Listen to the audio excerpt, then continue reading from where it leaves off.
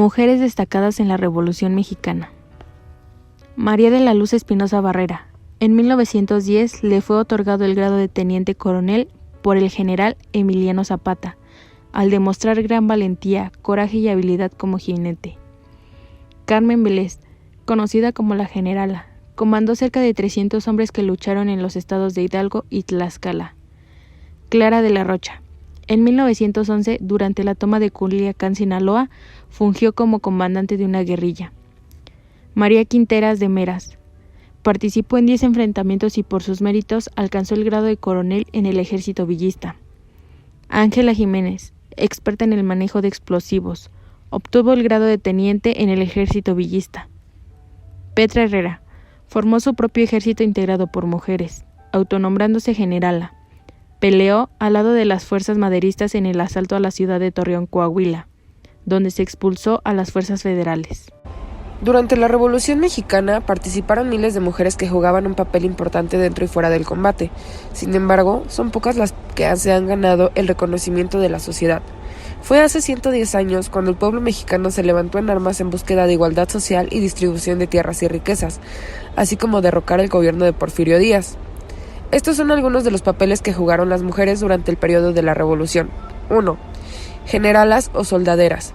Este es un cargo que se les asignaba a las mujeres para estar al frente de un ejército.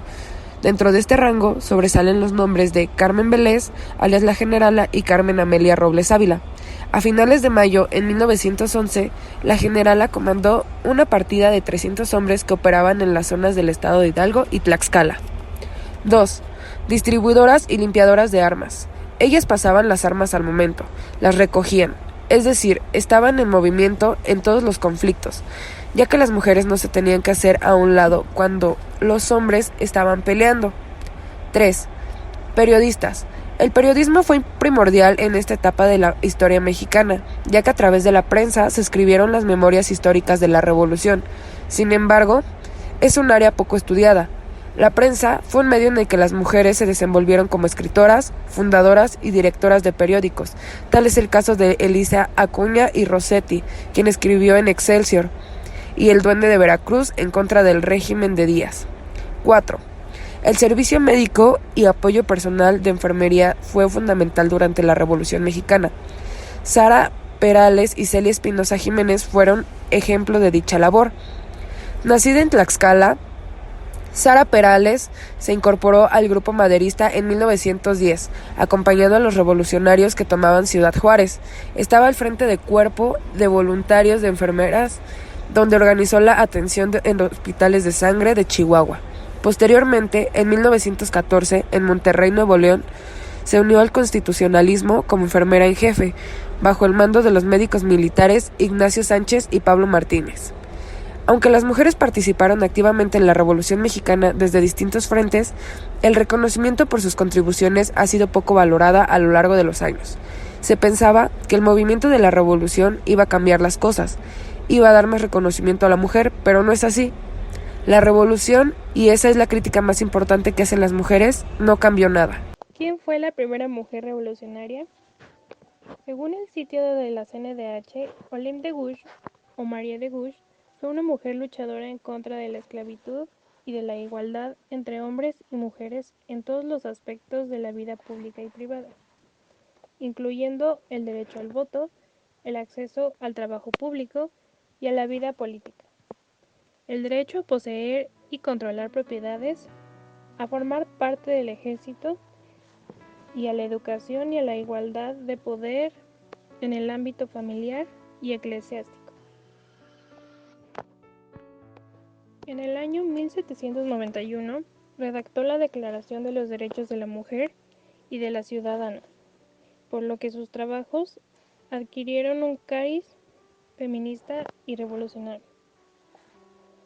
Abogó por la supresión del matrimonio y la instauración del divorcio, por el reconocimiento de los niños nacidos fuera del matrimonio, y propuso un contrato anual renovable a firmar por los cónyuges.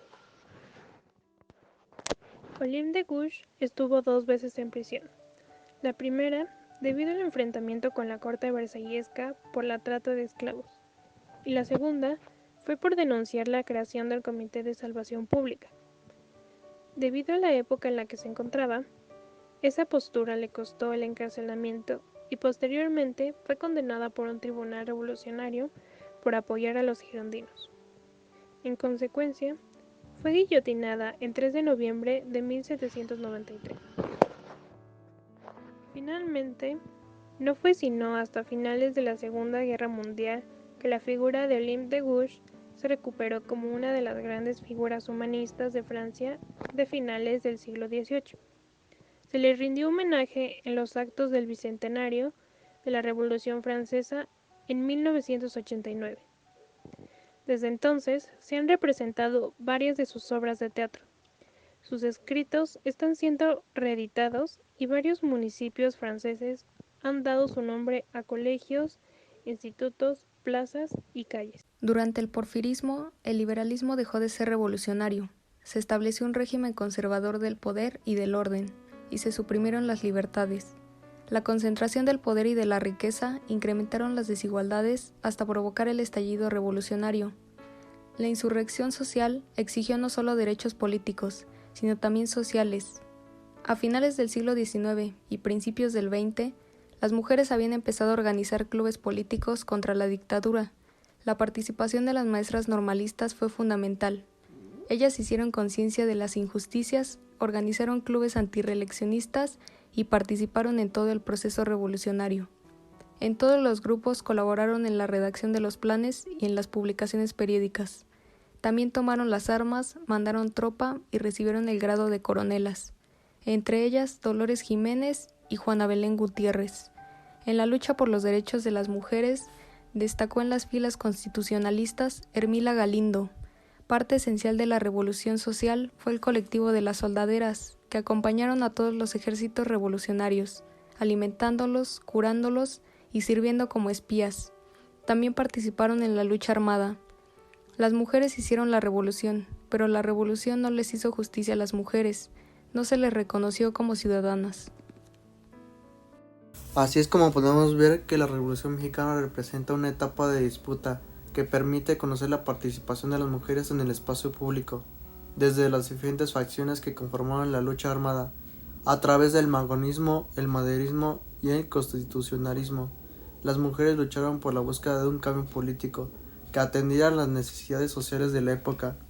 Hablar de las mujeres de la Revolución Mexicana es hablar de un grupo polifacético cuyos intereses, demandas e ideas enmarcan la historia de las mujeres en México y en diferentes partes del mundo.